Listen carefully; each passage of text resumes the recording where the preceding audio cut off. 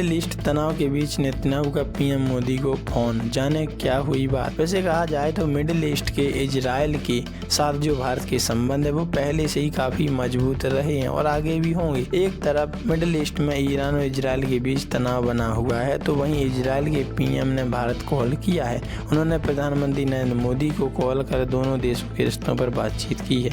एक तरफ middle east में ईरान और इजराइल के बीच तनाव बना हुआ है, तो वहीं इजराइल के पीएम बेंजामिन नेतन्याहू ने भारत को कॉल किया है। उन्होंने प्रधानमंत्री नरेंद्र मोदी को कॉल कर दोनों देशों के रिश्तों पर बातचीत की है। साथ ही रणनीतिक साझेदारी को लेकर भी चर्चा हुई है। 28 फरवरी 2026 को हुए ईरान पर इजराइल यूएस के संयुक्त हमले के बाद से मिडिल ईस्ट में तनाव गहरा हुआ है। भारत लगातार दोनों देशों से शांति की मांग कर रहा है।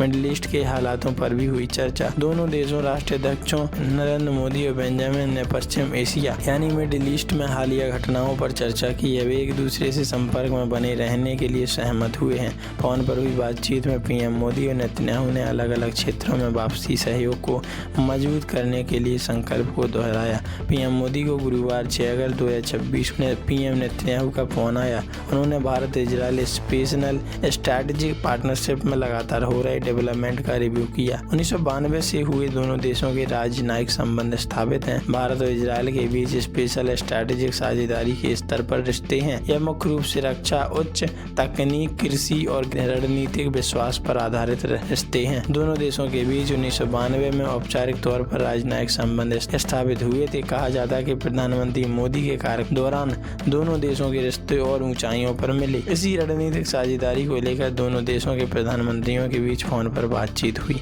इतने बिलियन डॉलर का द्विपक्षीय व्यापार होता है। दोनों देशों के बीच 1992 में एक व्यापक रणनीतिक और सैन्य साझेदारी की शुरुआत हुई थी। इसमें बड़े पैमाने पर रक्षा सहयोग, संयुक्त हाईटेक और एआई रिसर्च समेत 3.75 बिलियन डॉलर का द्विपक्षीय व्यापार शामिल है।